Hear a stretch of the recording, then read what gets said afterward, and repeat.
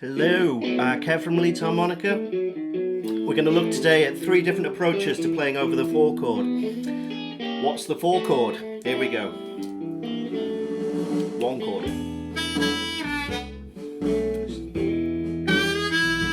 Get 4 bars of the 1 chord. Here it comes.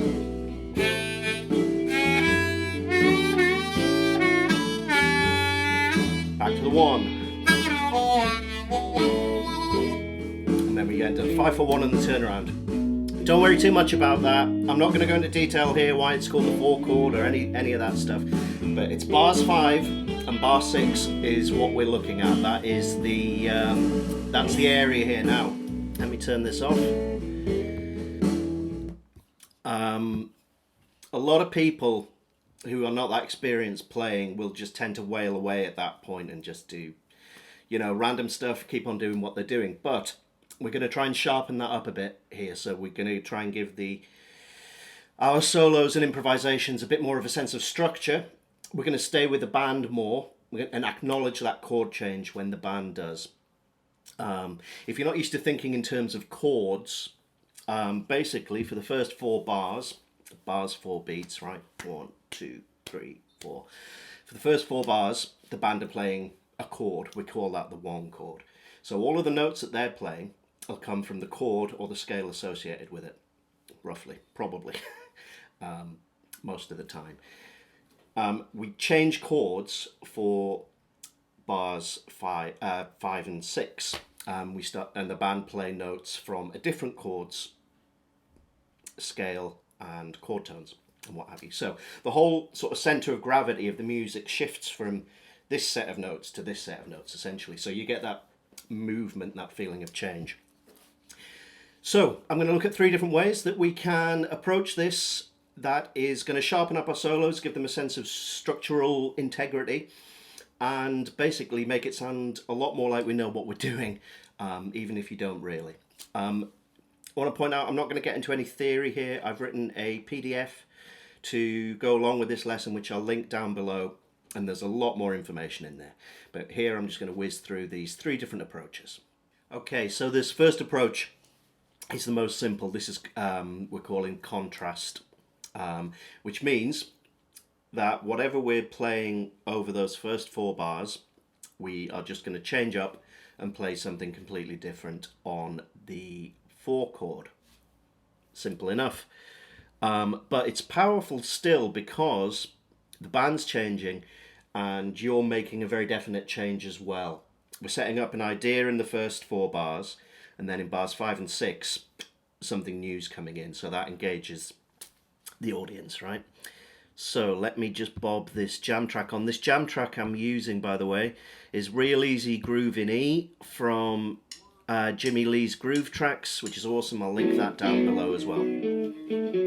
So we've got the 5/4/1 on the turnaround coming in. I'm going to play my 1 lick, okay? It's going to go like this.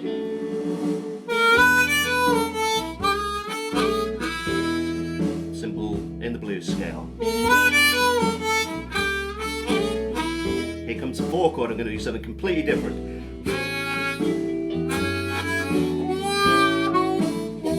Back to the original lick. Alright.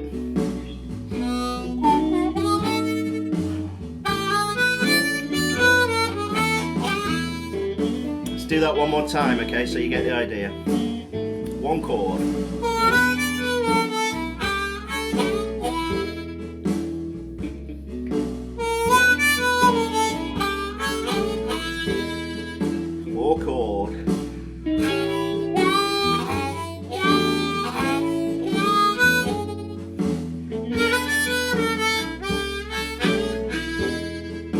Off to the 5/4/1 and stuff. Okay, so hopefully you can hear how that you go away, you're on your 1 chord idea, you go away, you've got a new idea for the 4 when the band changes, and you come back home. So very satisfying to listen to for the listener, and you don't need to hit notes from the 4 chord specifically like I was, although that does help to give that sort of structural sense as well. I'm going to play one more chorus of this when it comes round again, and we'll move on to the next one.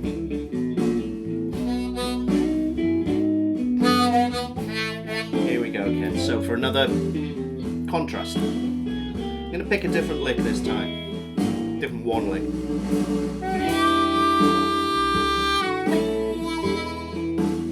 Nice and simple.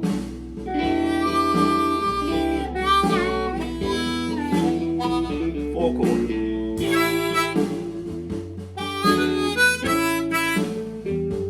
Back to the one.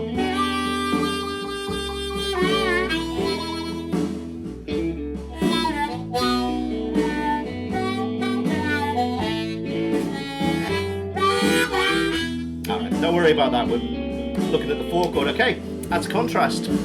Let's move on to the next one. Okay, so this second idea we're going to look at is a slight change.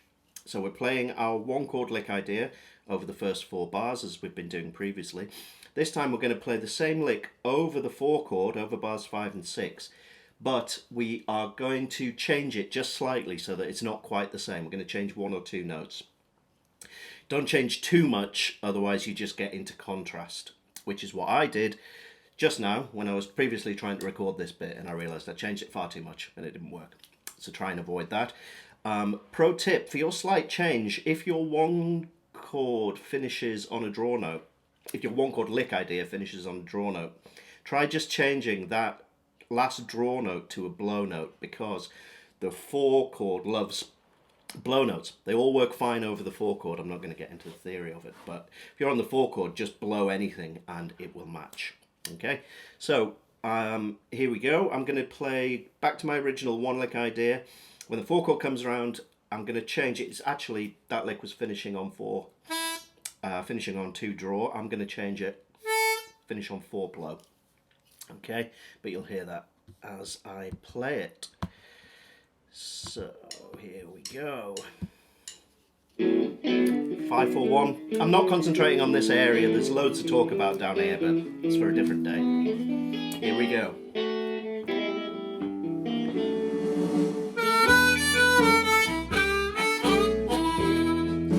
So one chord. Same thing, but slightly different now.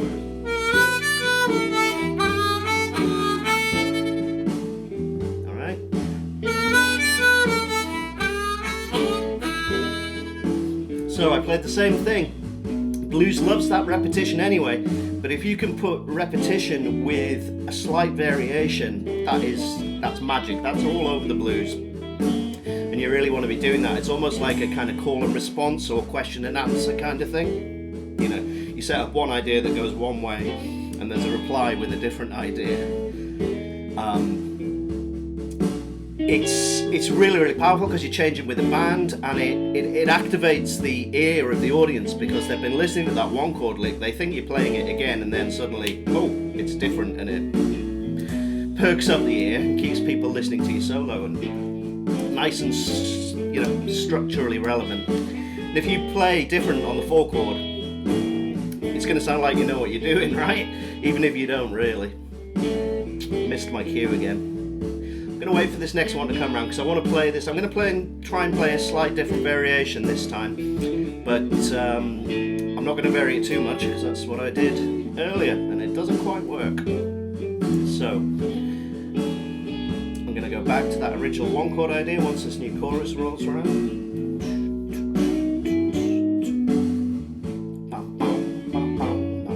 I love this jam track. Here we go.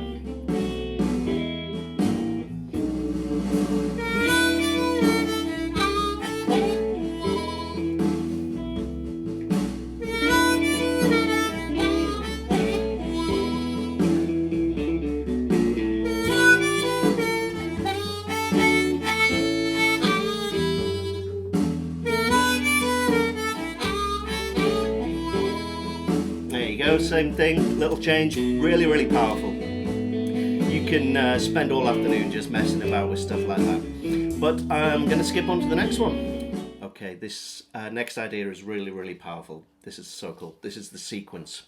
And what that basically means is that we're taking our one chord lick, which we've played using notes associated with one chord, and we're going to play the same lick, but we're going to play it using notes associated with the 4 chord instead, which is going to sound quite different, but very familiar at the same time, because we just heard it.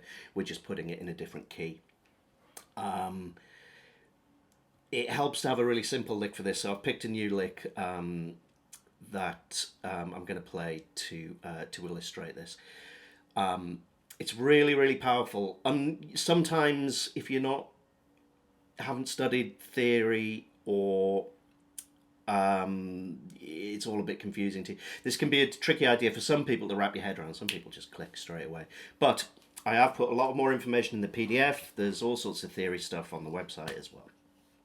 So I'm going to stop this recording briefly because I'm not quite prepared, but then we are going to play a sequence. Okay, I've got a nice simple lick to play here. I'm going to play it over the 1 chord using notes associated with the 1 chord. I'm going to change the key, play it over the 4 chord using notes associated with the 4 chord. Sequence, here we go.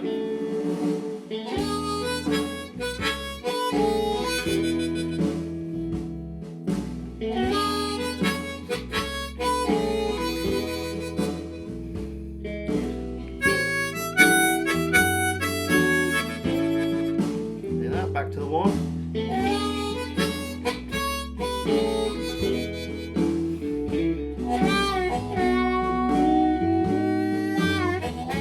And anyway, going on to the rest of it. And this is an incredibly powerful idea because it has those elements of repetition because we're playing the same thing, but it also has variation because we're playing different notes and it sounds different, right? It really catches your ear. With practice and experience, and if you look at the PDF and try and work through it, and if you've got any questions, just drop me an email.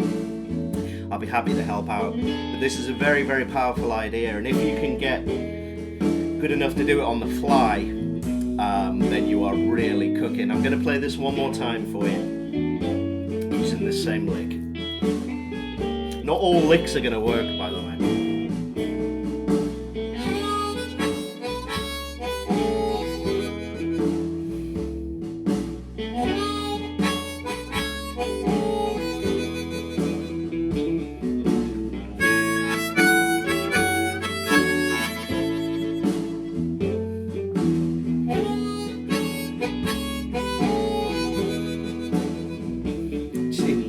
Really, really cool stuff. Like I said, not all licks are going to work, and you might find you have to do some funky bending and stuff, or notes aren't available. But even if you get close, then it's good enough. So that is sequencing. Okay, so I hope that was in some way useful. And I'll keep banging on. I have written a PDF, keep mentioning it, but goes into a lot more detail than this video does. But I hope that at least has given you an idea about how you can sort of structurally approach that 4 chord and really make it an area of interest in your improvisation rather than just soloing over everything. Or, well, you are soloing, but you're doing it with purpose and with the knowledge of the underlying music that you're soloing over, right? Which what makes it so powerful. Anyway, I've crammed an awful lot into this video, and it's still run longer than I wanted it to. Do hit me up at leedsharmonica.uk for lessons if you want them, or video ideas. Ask me questions and I'll answer them, whatever. Thanks a lot. I'll see you soon.